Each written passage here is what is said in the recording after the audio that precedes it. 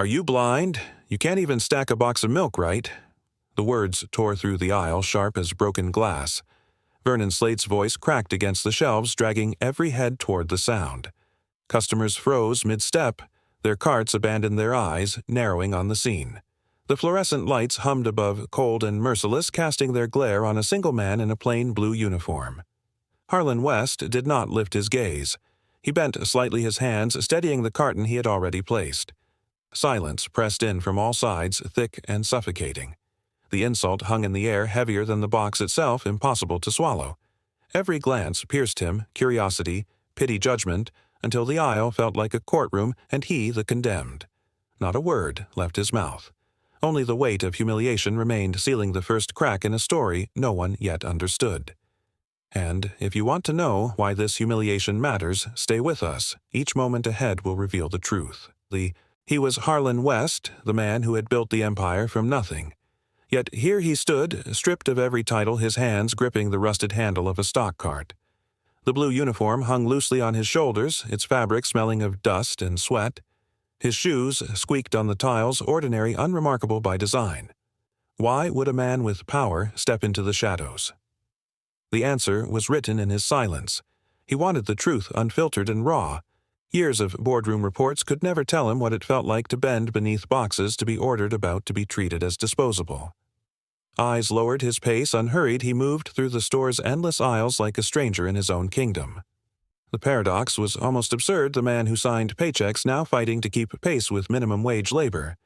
Yet behind the steady calm of his expression lay an edge of steel, sharpened by patience. The shelves loomed high, the carts rolled heavy, and the fluorescent lights carved every shadow into something harsh. Still, he accepted each moment without protest, because only by surrendering power could he measure the weight of humiliation. Only by becoming invisible could he see what respect, or the lack of it, truly meant. Stay, and you will understand why a man of stature chose to vanish into the crowd. The scanner beeped an unsteady rhythm beneath his clumsy hands.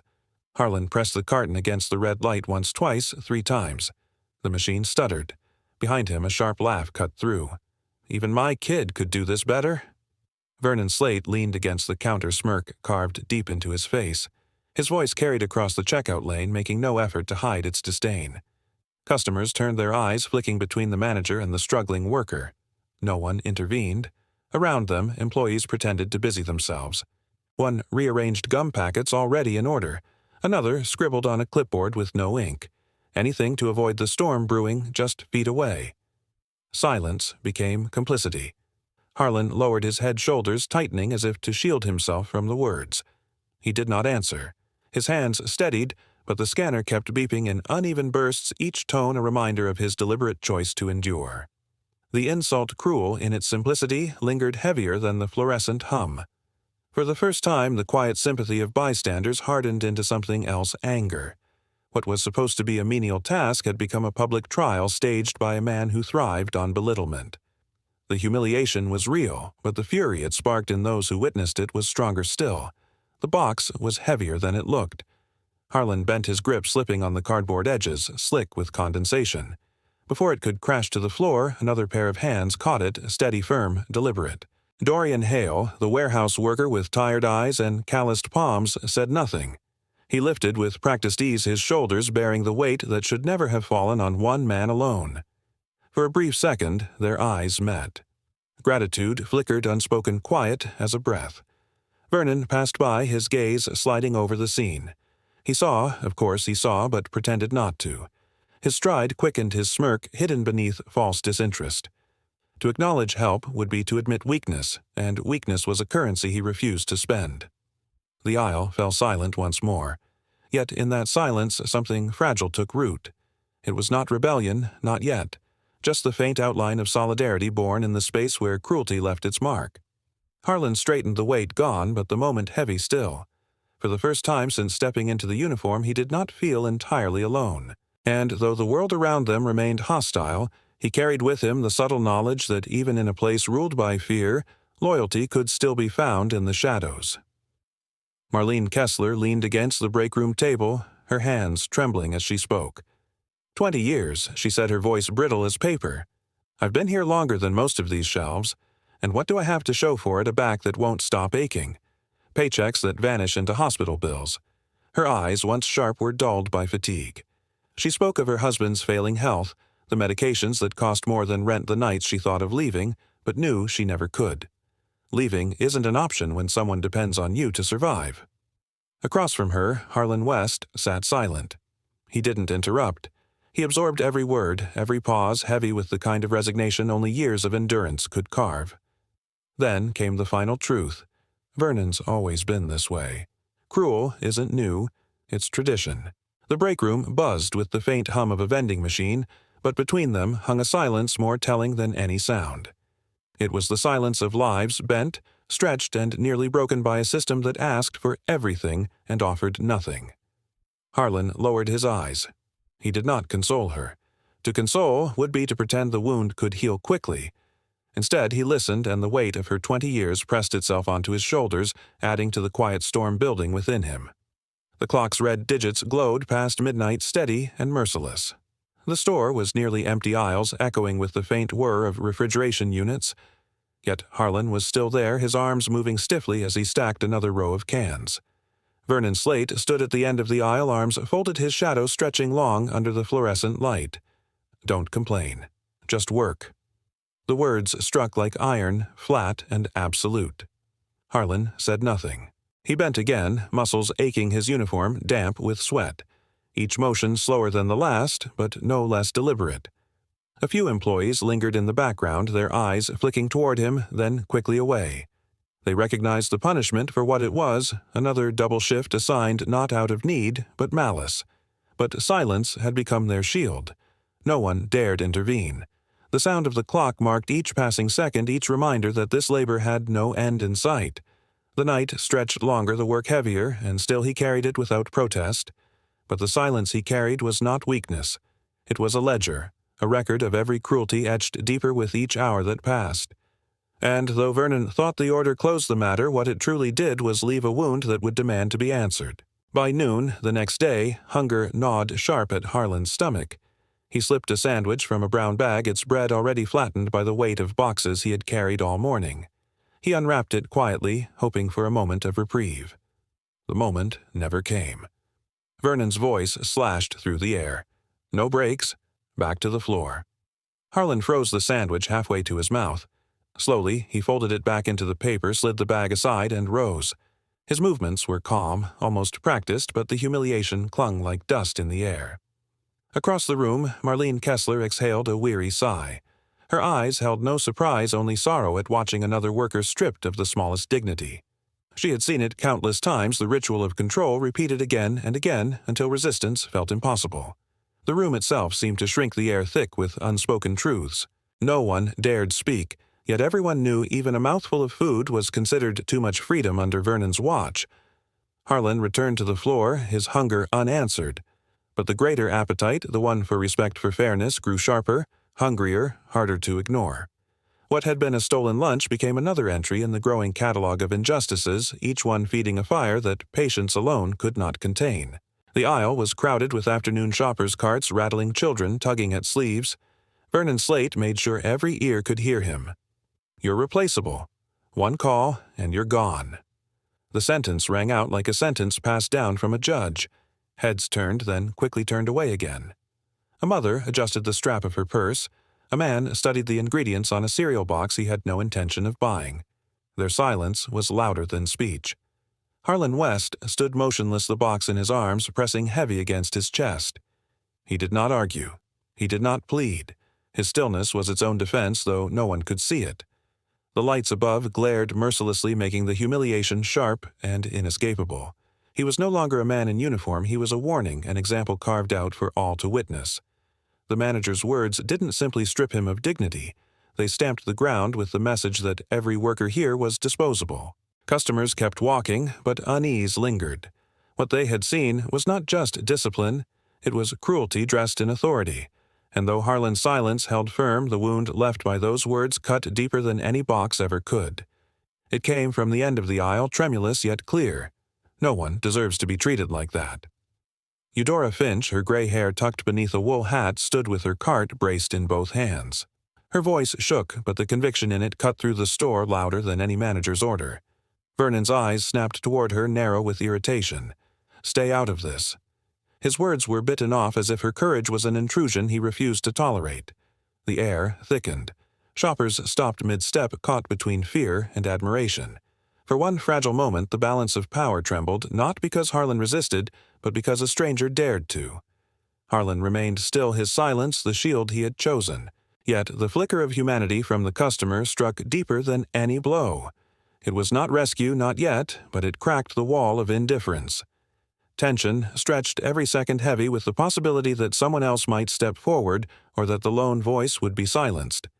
That uncertainty lingered as the aisle fell quiet again, the confrontation hanging unfinished, waiting to tip one way or the other.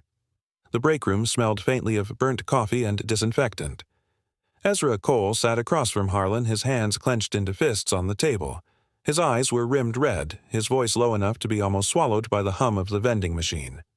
"He makes people quit every week." The words carried more weight than their quiet delivery suggested. Each syllable was a story of someone who had vanished, someone who had endured until they couldn't anymore. Ezra's throat tightened as he forced the truth out, shame mixing with rage. Around them, other employees lingered in silence. One stared into a paper cup as though it held escape. Another fiddled with a pen, scribbling nothing. No one contradicted him. No one dared. Harlan listened, his face unreadable, but inside him the tally grew longer. This was not just a bad day or a harsh word. It was a cycle, systematic, deliberate, designed to grind down those who stayed until they broke. The break room, cramped and colorless, became a theater of quiet despair. Every gesture of avoidance confirmed Ezra's confession. The truth was not only his, it was everyone's. And in the stillness that followed, the cruelty of Vernon Slate stopped being a single man's cruelty. It became the shadow under which the whole store labored day after day. The break room was suffocating with unspoken truths when Ezra Cole pushed back his chair. The scrape of wood against linoleum sliced the air, and then his voice, sharp with fury, cut through the silence. "You can't treat us like this." The words were a flare in the darkness, sudden and undeniable. Every pair of eyes shot up wide and stunned. The room froze, breathless, as though the world itself had stopped to witness the moment. Vernon Slate turned slow at first, then snapping like a whip. His face darkened, jaw clenched, and his voice erupted, filling every corner of the room. "You're fired." The two words landed heavier than any shout. Ezra's shoulders stiffened, the fire in his eyes, flickering but not fading. Around him, no one moved. Not a cough, not a shuffle, not even the hum of the vending machine seemed to dare intrude. The silence that followed was worse than the outburst. It was the silence of fear, of resignation, of lives lived under the shadow of a man who thrived on breaking spirits. And yet, in that same silence, Ezra's defiance still lingered. A single voice had cracked the wall, even if it cost him everything. The warehouse doors groaned open, and Vernon's order came sharp, leaving no room for refusal. Harlan West was told to move the pallet of bottled water alone. He gripped the handle, his back already aching, the metal groaning beneath the weight. Step by step he dragged it into the aisle, the strain pulling every muscle taut. Sweat stung his eyes. The wheels snagged on a crack in the tile. The pallet tilted. Slowly at first, then with brutal speed. Boxes, split bottles, burst free. Plastic cracked water exploded across the floor in a roar of chaos.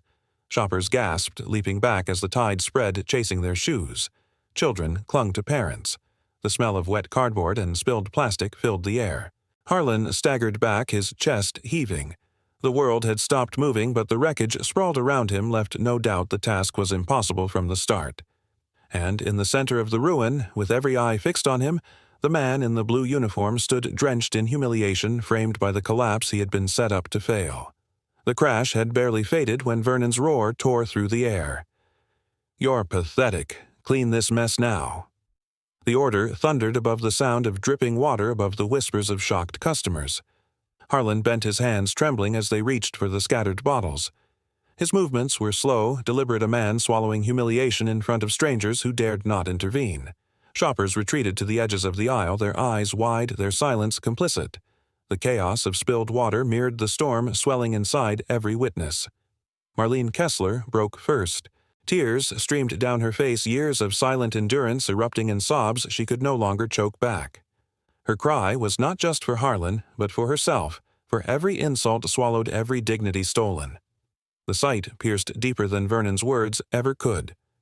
What had begun as a staged display of power had become a collapse of control.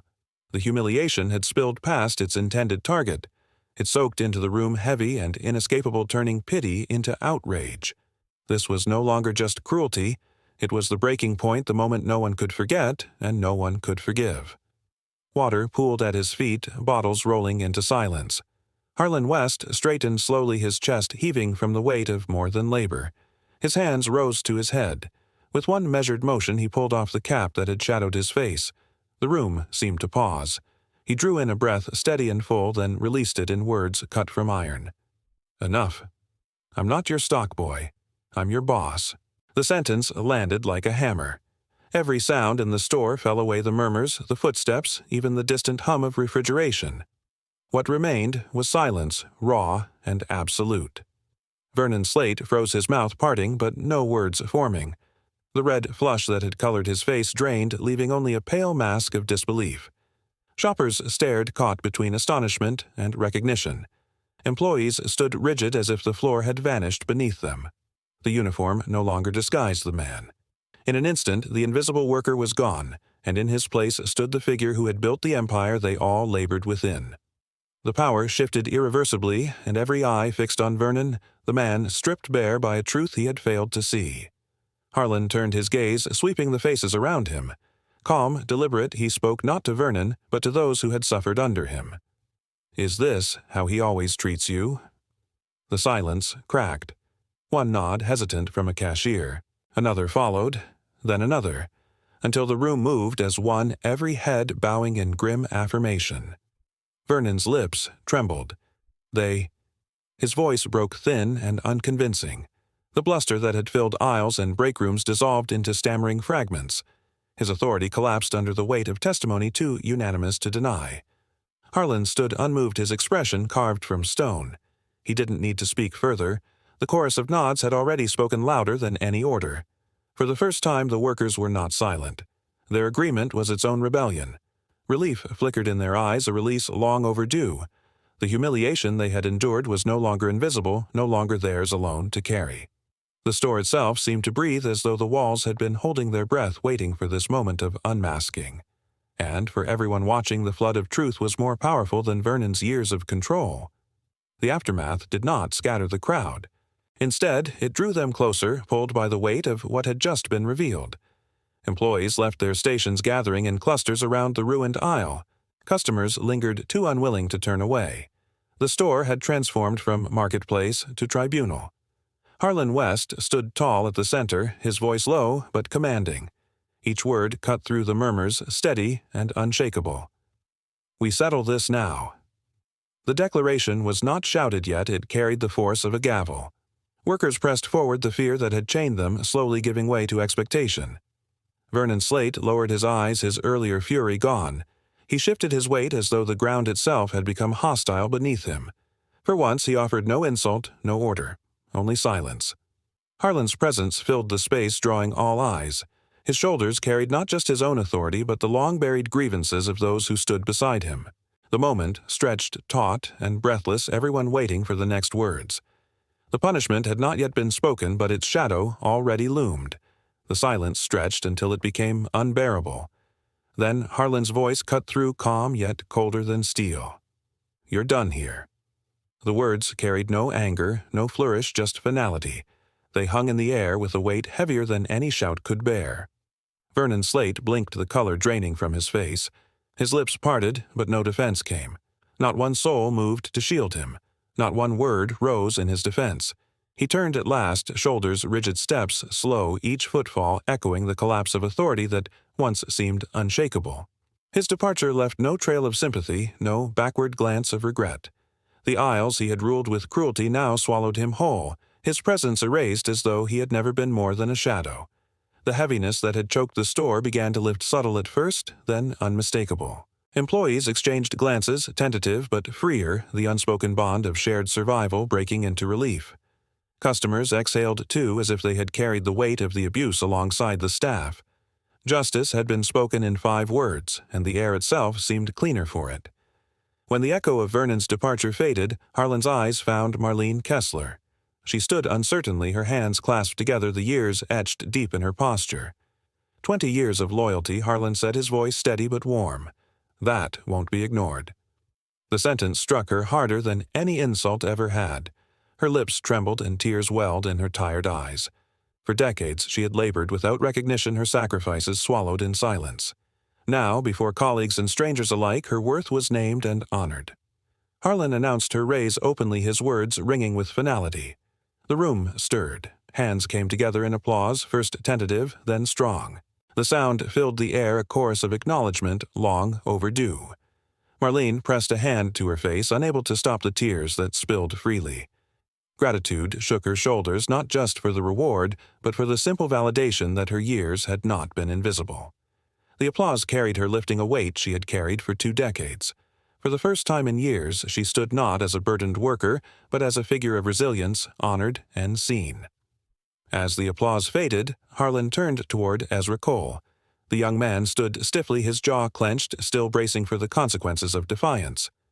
"Courage deserves recognition," Harlan declared. Ezra's eyes widened, disbelief flickering before relief. For a moment he seemed unable to move, caught between shock and pride. The weight of fear he had carried, the certainty of punishment, shattered beneath those words.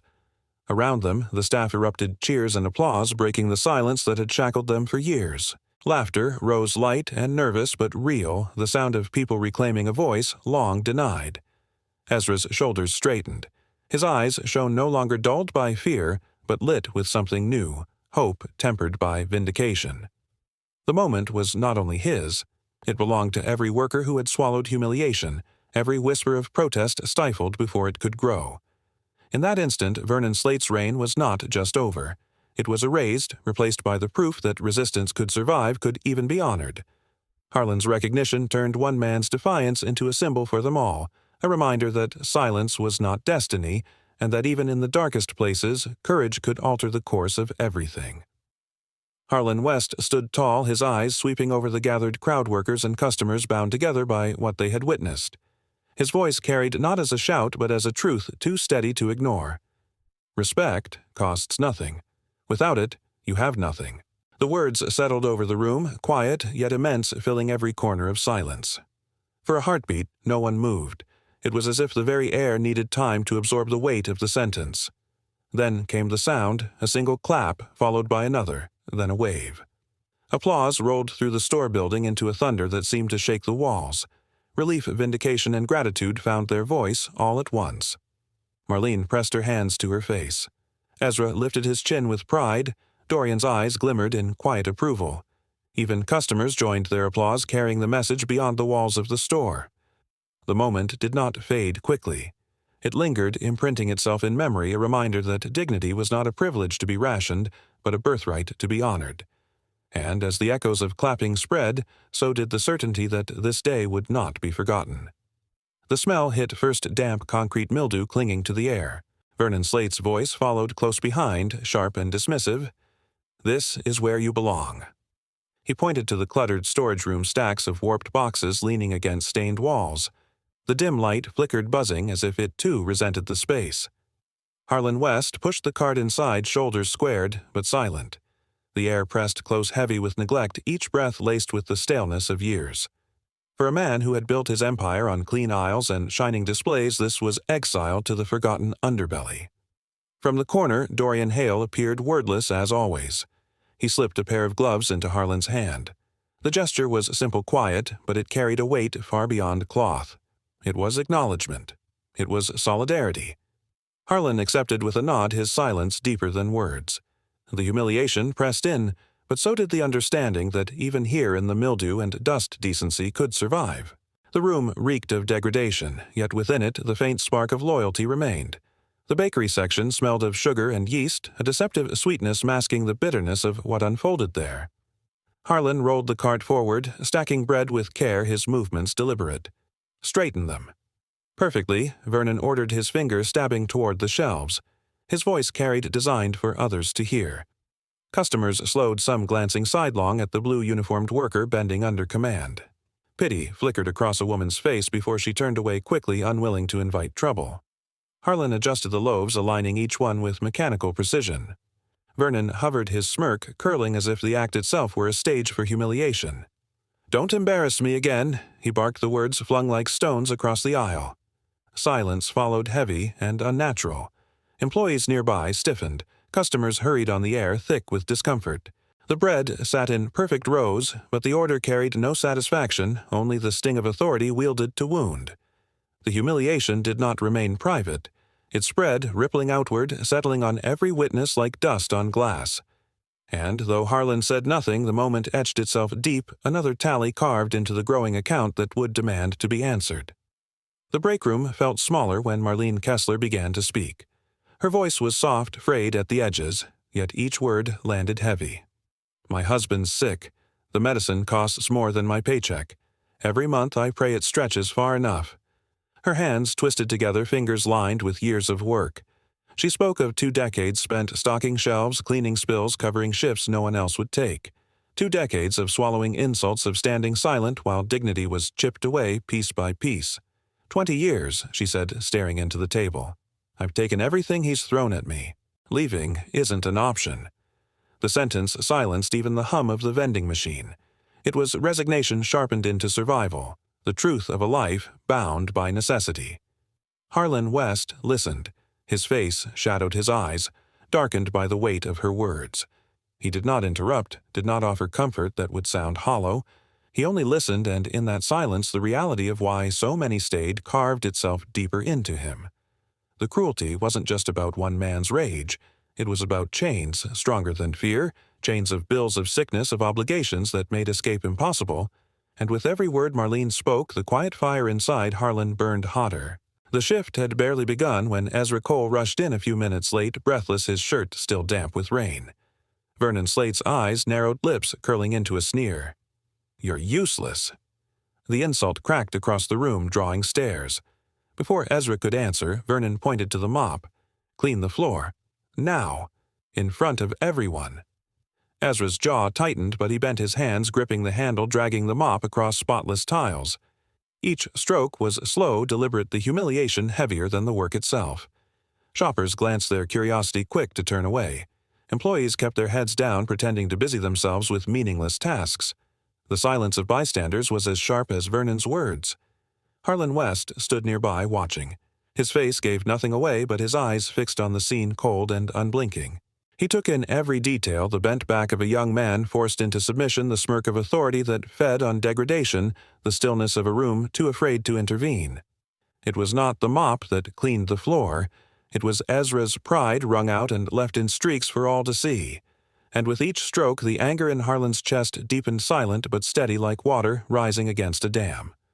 The store was at its peak, carts rattling aisles packed, the murmur of customers swelling into noise. Vernon Slate chose his moment well. "Stack the soda, rookie. Don't mess it up." His voice carried sharp enough to cut through the crowd. Harlan West rolled the cart into place, bending to lift case after case. The bottles thudded against the shelves, his muscles straining as sweat traced his temples. Shoppers slowed, watching as the manager stood over him, smirk deepening. Whispers spread. "He's new," someone muttered. Another shook their head. A teenager pulled out his phone, the small lens catching everything. Harlan said nothing, moving with steady precision, each placement deliberate. But the weight was not in the boxes. It was in the eyes that followed, in the sense that this humiliation was no longer private. Vernon folded his arms, enjoying the stage he had created. The smirk lingered, confident, cruel. And as the cases stacked higher, the room itself seemed to lean in, caught between pity and discomfort. A quiet storm of judgment gathered, not against the worker bending under weight, but against the man who demanded it. Phones recorded, whispers grew, and the scene was sealed not just in memory, but in evidence. A private cruelty had spilled into the public, and there was no taking it back. The crowd pressed closer, murmurs swelling like restless water. And then, from the middle of the aisle, a voice rose, quavering, aged, yet piercing. "You should be ashamed." Eudora Finch stood firm behind her cart, frail hands gripping the handle, her gray eyes locked on Vernon Slate. The tremor in her tone carried more power than volume ever could. It cut through the noise, undeniable. Vernon's head snapped toward her. His glare was ice, his reply sharper still. "Mind your business." The dismissal cracked the air. A gasp rippled through the shoppers, followed by low murmurs, a collective stir of disbelief. For the first time, the crowd did not look away. Their eyes lingered, their voices whispered louder, a current of judgment rising. Harlan West's fists tightened at his sides. The restraint he had clung to trembled under the strain. He said nothing, but the pressure built silent and heavy each second, driving the moment closer to rupture. The balance had shifted. Vernon's cruelty was no longer hidden by silence. The public had found its voice fragile, yet undeniable. The store, once his stage of unchecked power, had begun to turn against him.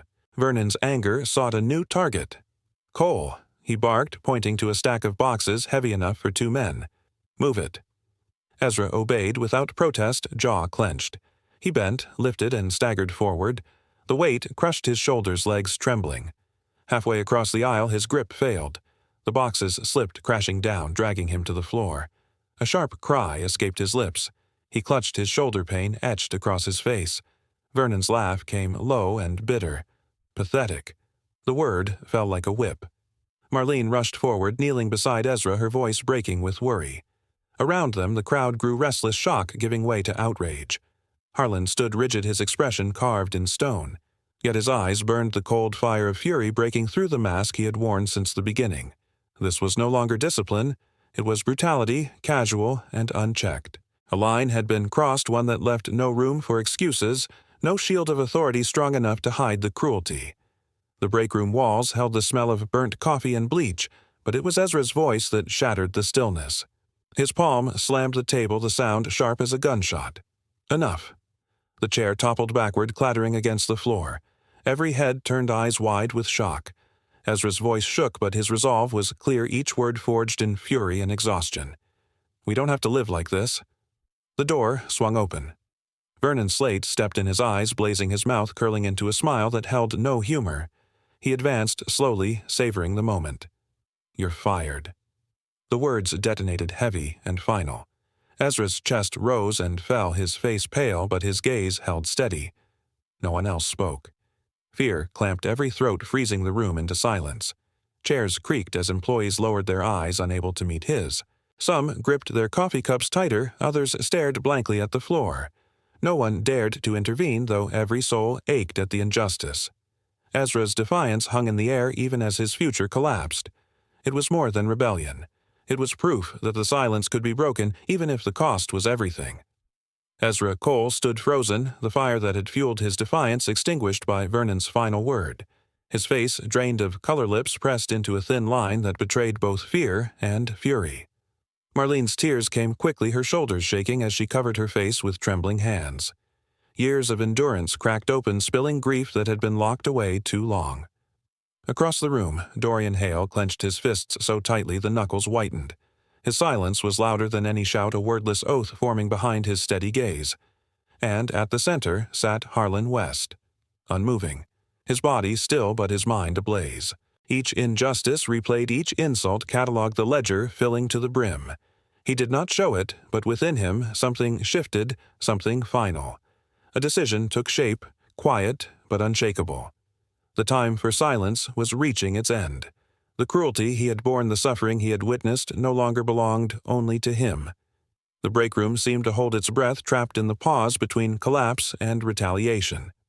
No words were spoken, yet the air itself carried the weight of what was about to come.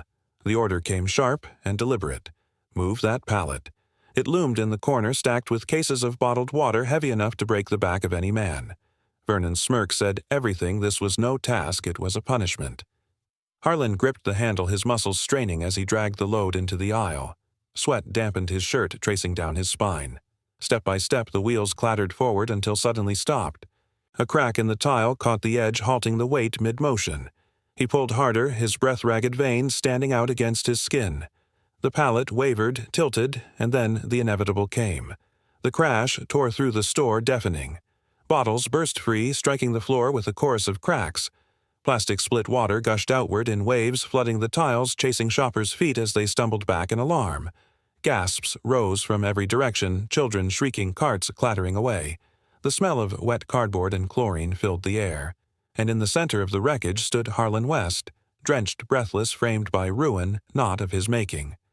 The water still spread when Vernon's voice lashed out louder than the chaos itself. "Clean this mess now." The words reverberated through the store, slicing through the stunned whispers of customers. They carried not command, but contempt, a public stripping of dignity meant to scar deeper than any failure. Harlan bent down his hands, trembling as they reached for the scattered bottles. His movements were slow, deliberate, each gesture magnifying the humiliation. Drops of water clung to his skin, as if even the flood conspired to brand him in shame. Around him, shoppers stepped back, unwilling to meet his eyes. Their silence was sharp, complicit, yet heavy with unease. The aisle, once crowded with commerce, had become an arena where cruelty paraded unchecked. Marlene could not contain herself. Her sobs broke the stillness, her tears spilling not just for Harlan but for herself, for every year she had bent beneath the same weight. The water spread wider, darkening the tiles like a stain no mop could erase. It was more than a spill. It was the mark of degradation visible to all, undeniable, unforgettable. And though Harlan's back bent under the task, the air around him stiffened, waiting for the moment when silence would break. The aisle trembled with more than spilled water. Marlene's sobs cracked open raw and uncontrollable before she turned and fled, her footsteps echoing like a retreat from years of silence. Dorian Hale's gloves hit the floor with a slap, his fists bare, now clenched with fury. His silence had always been armor, but now it was sharpened into defiance. From the crowd, a young man lifted his phone. Calder Price, face pale but steady, raised the lens high, capturing every frame. The glow of his screen reflected in dozens of watching eyes, proof that this moment would not be buried. The murmurs grew thick and uncontainable. Disgust, outrage whispers swirling louder than carts rattling over tile. Customers shifted closer, no longer pretending to browse. Yet Vernon Slate's voice rose above it all, louder, harsher, his fury undimmed. He shouted commands no one obeyed, a tyrant clinging to a throne crumbling beneath him. The room had changed. The fear that once silenced every witness had fractured. All stood at the edge, waiting, knowing the limit had been breached. And though Vernon's voice still filled the space, the authority in it was gone. The store had turned against him. Harlan West straightened, water dripping from his sleeves, his chest heavy with the weight of restraint too long endured. His hand rose slow and deliberate, pulling the cap from his head. The motion was small, yet it sliced the air like a blade. He inhaled deeply, exhaling words carved from iron. Enough. I'm not your stock boy. I'm your boss. Silence crashed over the store. Conversations died mid-breath. Even the refrigeration units seemed to hold their hum. Vernon Slate's eyes widened, disbelief freezing him where he stood. His mouth opened, but no sound came. The red fury on his face drained to ash. Employees froze, caught between shock and recognition. Customers stared, realizing they had not been watching a scolding, but a reckoning. The uniform no longer hid him. In that moment, the worker was gone, and the man who commanded the empire stood revealed. The truth rippled outward, undeniable, irreversible, and the authority Vernon thought unshakable had shattered in an instant, crushed by the very silence he had mocked. Harlan's gaze swept across the room, steady and unflinching. His words were calm, but they cut with precision. Is this how he always treats you? At first silence. Then a cashier nodded, small and trembling. Another followed firmer. Then another, until the movement spread like a tide. One by one, heads bowed, voices unneeded, their agreement undeniable.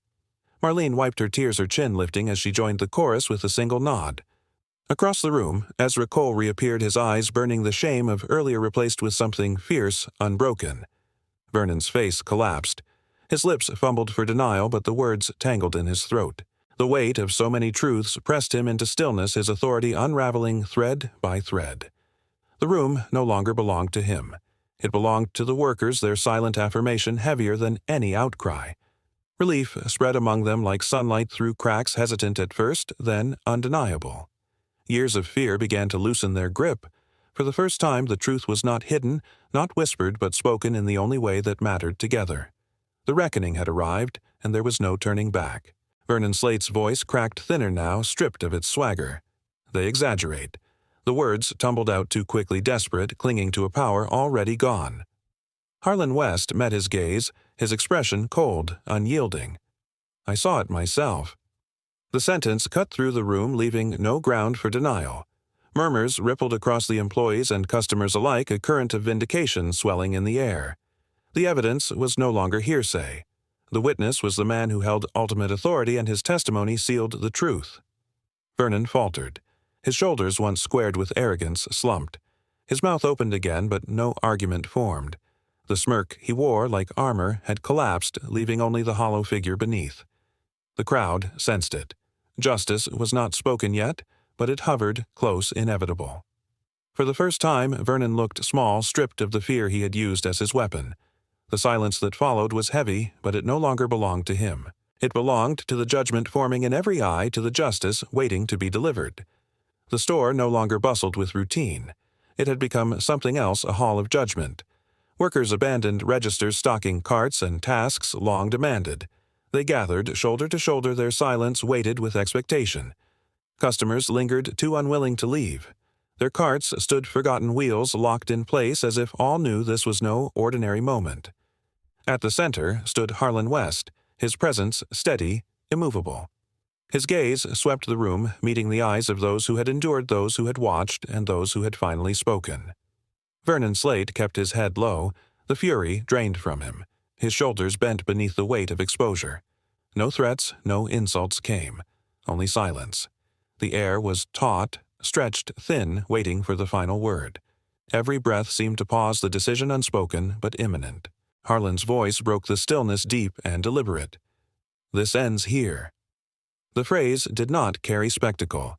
It carried inevitability. And as it hung in the room, the crowd leaned forward, bracing for the judgment they had long awaited. The silence shattered with 5 words. "You're done here." Harlan's declaration was simple, final, impossible to contest. The authority that Vernon had twisted for cruelty was stripped in an instant.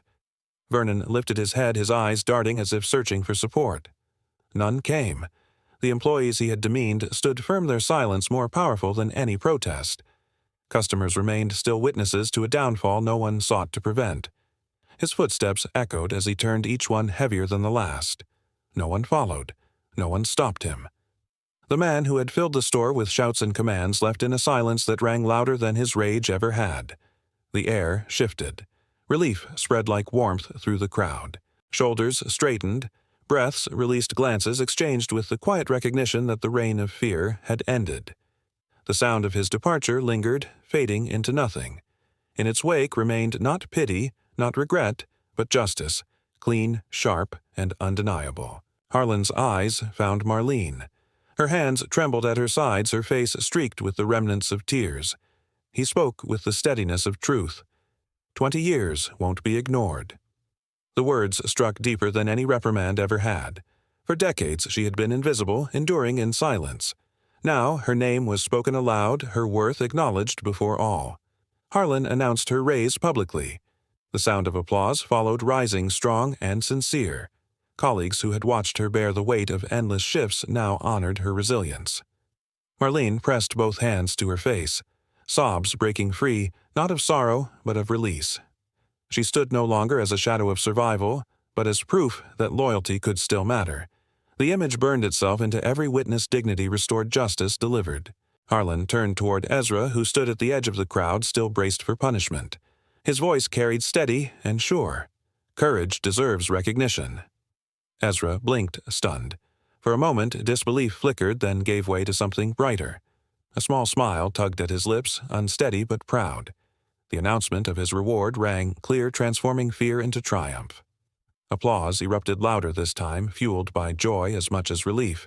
Some cheered openly, others clapped with tears still shining in their eyes. Ezra lifted his head, shoulders straightening no longer, the boy shamed with a mop, but the man who had stood when no one else dared. His courage was no longer an isolated act, it had become a symbol honored before all. And the workers who watched understood resistance could survive, and it could be celebrated. Harlan turned to them all, his voice firm yet measured. Respect costs nothing. Without it, you have nothing. The words struck like a verdict. Silence followed, deep and resonant, before it broke into waves of applause. It swelled through the store, rolling strong, a sound of release and renewal. The echo lingered, refusing to fade, carried in every heart that had witnessed it. If this story moved, you share your thoughts, subscribe, and stay with us for more truths deserve to be told and more voices deserve to be heard.